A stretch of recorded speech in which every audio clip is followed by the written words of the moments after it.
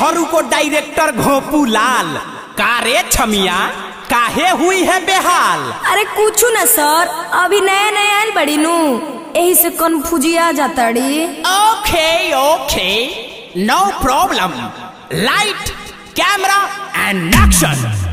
भोजपुरी भोजपुरी भोजपुरी गाना के डायरेक्टर सखी, जवानी के बूझे डायरेक्टर सखी। भोजपुरी गाना के डायरेक्टर सखी, जवानी के बूझे डायरेक्टर सखी।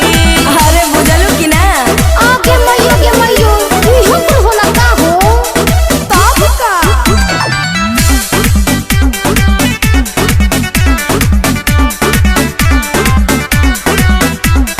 सुहनी लेके काबो काबो हो खेला ना जाए जहो, अपरदा के पीछे काठी होला कम परमाई जो।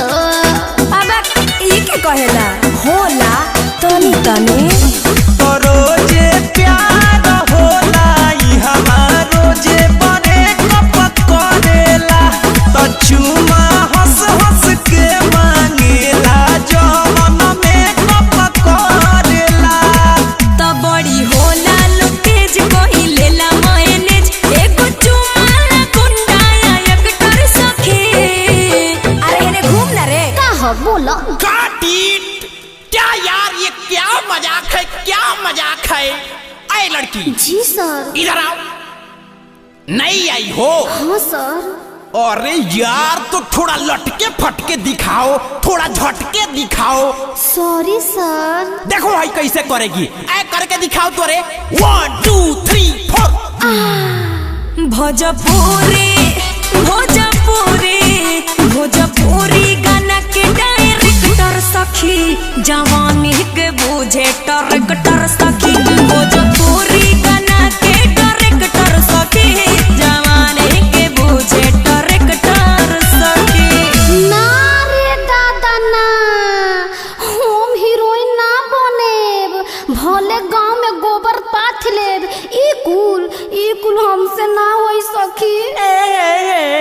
ना हो सखी।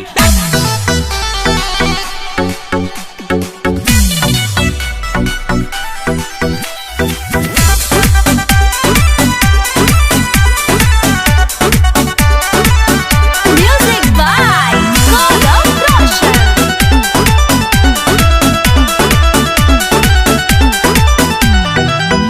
कौन सिखावे सखी नाचयौरी ये कौशन, बोल कैसे होला सखी फिल्म में सलेक्शन।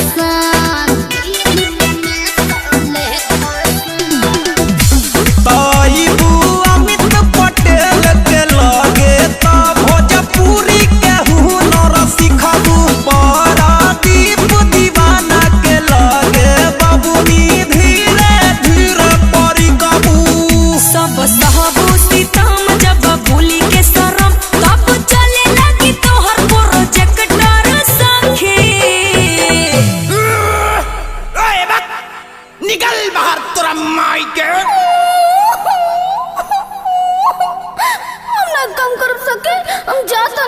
ई देखो तड़ू खाली डायरेक्टर छिनरन हमरे के बोलता।